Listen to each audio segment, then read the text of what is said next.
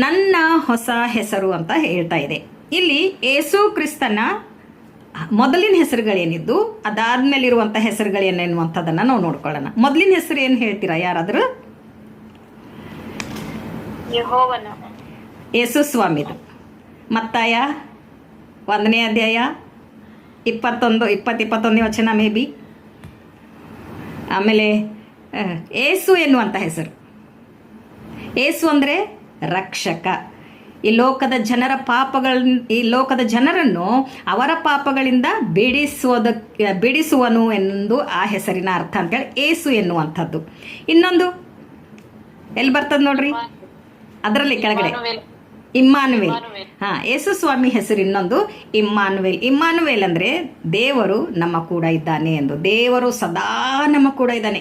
ಯಾರು ಆತನನ್ನು ನಂಬಿಕೊಂಡಿದ್ದಾರೋ ಸದಾ ಅವರು ಕೂಡ ಇದ್ದಾನೆ. ಇಮ್ಮಾನುವೇಲ್ ಎನ್ನುವಂಥದ್ದು ಆತನ ಹೆಸರು.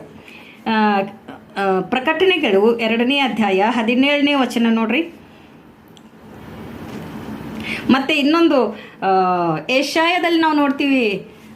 ಏಷಾಯ 9ನೇ ಅಧ್ಯಾಯ 6ನೇ ವಚನದಲ್ಲಿ ಅದ್ಭುತ ಸ್ವರೂಪನು, ಆಲೋಚನಕರ್ತನು, ಪರಾಕ್ರಮಿಯಾದ ದೇವರು, ನಿತ್ಯನಾದ ತಂದೆ, ಸಮಾಧಾನದ ಪ್ರಭು, ಇವು ಕೂಡ ಯೇಸು ಸ್ವಾಮಿಗಿರ್ಲಿಕ್ಕಿರುವಂಥ ಹೆಸರುಗಳೇ. ಇದಾದ್ಮೇಲೆ ಇವು ಮೊದಲಿನ ಹೆಸರು ಅದು. ಆದರೆ ಈಗ ಹೊಸ ಹೆಸರು ಇಲ್ಲಿ ಏನು ಕೊಟ್ಟಿದ್ದಾರೆ? ಪ್ರಕಟಣೆ 3ನೇ ಅಧ್ಯಾಯ 12ನೇ ವಚನದಲ್ಲಿ ಕೊನೆ ಭಾಗದಲ್ಲಿ ನೋಡ್ರಿ, ನನ್ನ ಹೊಸ ಹೆಸರನ್ನು ಅಂತ ಹೇಳ್ತಾ ಇದೆ. ನನ್ನ ಹೊಸ ಹೆಸರನ್ನು ಅಂದರೆ ಯೇಸು ಸ್ವಾಮಿಯ ಹೊಸ ಹೆಸರನ್ನು ಅಂತ ಅರ್ಥ. ಪ್ರಕಟಣೆ 2:17ರಲ್ಲಿ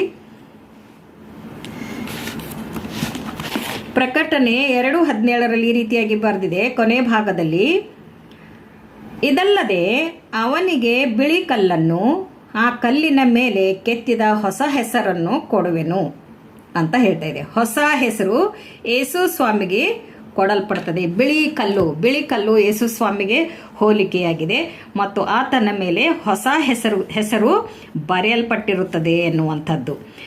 19ನೇ ಅಧ್ಯಾಯ ಪ್ರಕಟಣೆಗಳು, ಯಾರಾದರೂ ತೆಗಿರಿ. 19ನೇ ಅಧ್ಯಾಯ 12ನೇ ವಚನ. ಆತನ ಕಣ್ಣುಗಳು ಬೆಂಕಿಯ ಉರಿಯಂತಿವೆ, ಆತನ ತಲೆಯ ಮೇಲೆ ಅನೇಕ ಮಕುಟಗಳುಂಟು, ಆತನಿಗೆ ಒಂದು ಹೆಸರು ಬರೆದು ಕೊಟ್ಟಿದೆ, ಅದು ಆತನಿಗೆ ಹೊರತು ಮತ್ತಾರಿಗೂ ತಿಳಿಯದು. ಆತನಿಗೆ ಹೊರತು ಮತ್ತಾರಿಗೂ ತಿಳಿಯದು. ನಾನು ಒಂದೊಂದ್ಸಲ ಓದ್ತೀನಿ. ಆತನ ಕಣ್ಣುಗಳು ಬೆಂಕಿಯ ಉರಿಯಂತಿವೆ, ಆತನ ತಲೆ ಮೇಲೆ ಅನೇಕ ಮುಕುಟಗಳುಂಟು, ಆತನಿಗೆ ಒಂದು ಹೆಸರು ಬರೆದು ಕೊಟ್ಟಿದೆ ಅಂತ ಹೇಳ್ತಾ ಇದೆ.